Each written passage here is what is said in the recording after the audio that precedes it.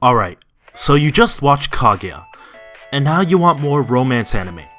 Not something that is one season, 12 episodes. You want something that is binge-worthy, and something that is 2 or 3 seasons, maybe even with a movie? Well, I got you, right here. Let's get into it, shall we? Keep in mind everything is my own opinion, and I do it least preferred to most preferred, just my own way. Let's get started. Oregairu and Hachimitsu to Clover, these are my honorable mentions. These two anime are out of the list because they have already been talked about in my last videos, but I just want to let you know that these two are two romances that I love, and both of them could be number 1 on this list, so keep that in mind, and they're both 2 seasons at least, and very bingeable, high recommendation. くるみちゃんなんてもう呼ばないで。梅ちゃん。沢子ちゃんのことは梅って呼んだやつノートにちゃんと名前書いておいたから。くるみちゃんの日記に登場しちゃった。いいのかな、なんかどういう反応よ。With 2 seasons for a total of 37 episodes, Kimi ni Toroke follows the story of Saoko, a high school girl who's often misunderstood due to her appearance and shy personality. But when she meets the popular and outgoing Kazuya, her life starts to change. The show is a heartwarming romance that explores the challenges and joys of adolescent love. One of the things that makes Kimi ni Toroke great is its well-developed and relatable character. Sawako and Kazuya are not only charming, but also have their own insecurities and struggles, making them feel more human and believable. The show also does an excellent job of showcasing the importance of friendship and the impact it can have on a person's life. I would say that Kimi ni Toroke has a slow and developing pace, but that's what makes the ending so much more worth it, while also being one of the most heartwarming and relatable romance stories. ニラりおにぎりです。でも、キョウ君はニラが苦手だそうです。そんなもん食えるか。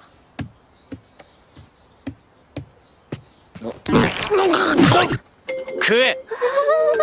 With the anime being remade with 3 seasons for a total of 63 episodes and a prequel movie, Fruit Basket follows the story of Toru Honda, a kind-hearted girl who's living in a tent after her mother's death. But she ends up living with the Soma family, who have a secret. They turn into animals from the Chinese zodiac when hugged by someone of the opposite sex. The show explores the themes of family, love, and healing through its engaging and relatable characters. One of the things that make Fruit Basket such a great show is that the show has a large cast of characters, each with its own unique personality and backstories. Through Toru's interaction with them, we get to see them grow and overcome their personal struggles, making them feel more human and relatable. I would say Fruit Basket has a really intensive story, with so much of the world developed along with the characters that get you invested quickly with such an interesting story, and having every episode feel like a puzzle piece to a big picture. It is an anime for anyone who enjoys an impactful and emotional story. 知り合いか？いや、知らん。あなたを見つけるために育成層の時を経てここに来た。なんか告ってるぞ、羨ましい。いや、そういうんじゃないだろこれ。そう、これは中二病だ。目が。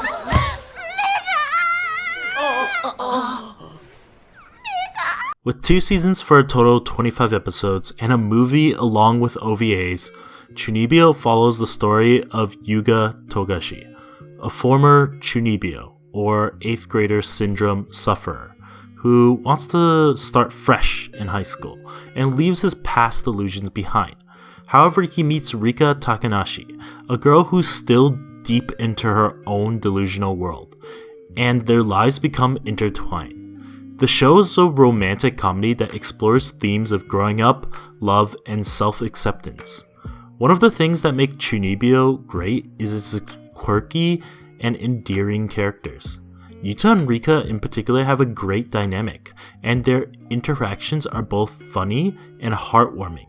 The show also does great of tackling sensitive topics such as mental health, loss, and the challenge of adolescence in a lighthearted way and relatable way.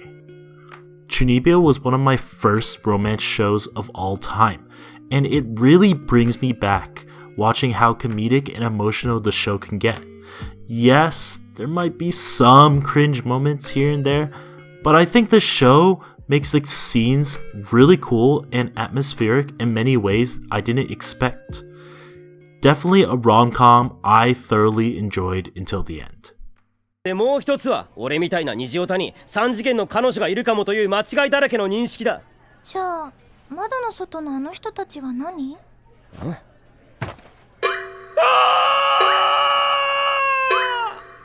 本当に意味わからないわね。倫理君。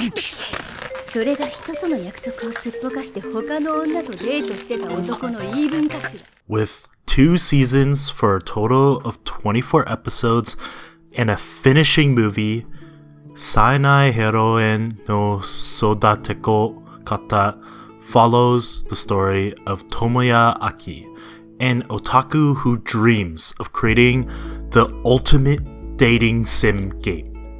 He recruits a group of girls to help him, including the talented artist Eriri and the popular and charming story writer Utaha. The show is a romantic comedy that explores the themes of creativity, friendship, and love. One of the things that makes Saikano great is its well-developed and interesting characters. Tomoya and his team of girls have their own unique personalities and motivations, making them feel more human and relatable.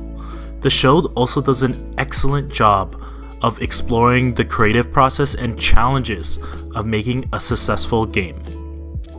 What separates Saikano from your average story is his charming characters, especially the main heroine of the story, Kato Megumi.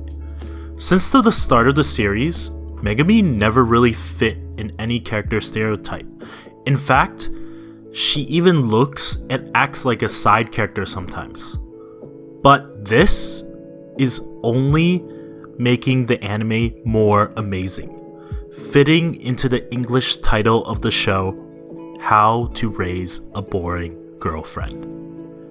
There's something about this show that really pulls at my heartstrings.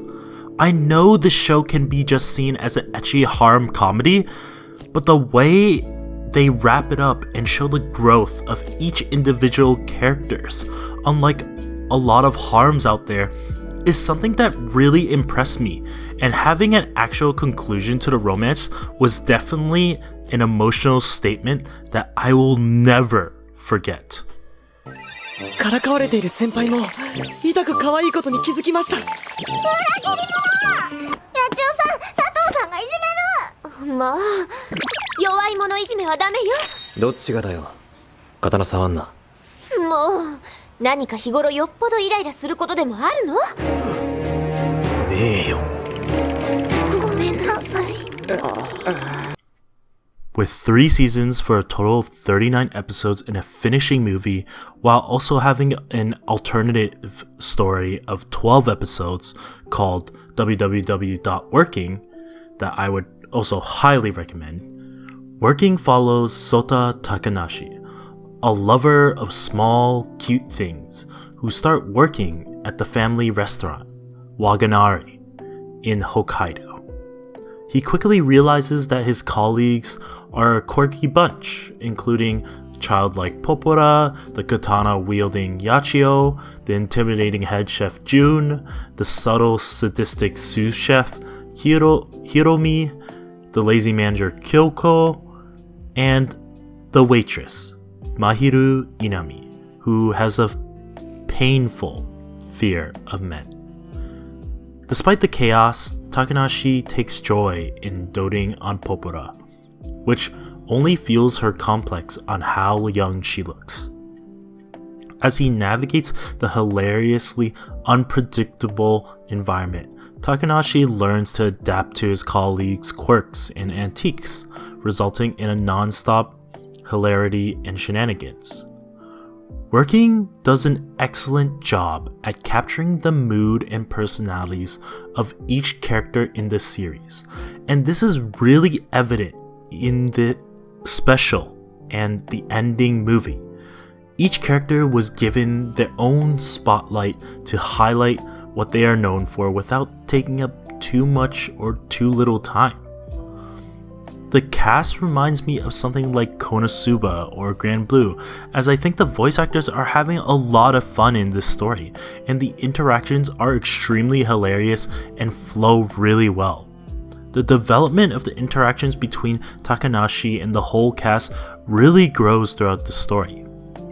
What came before you is a typical and lovable slice of life humor, but what I also got was an emotional development of characters and romance that I would have never foreseen me getting emotional for. Highly recommend.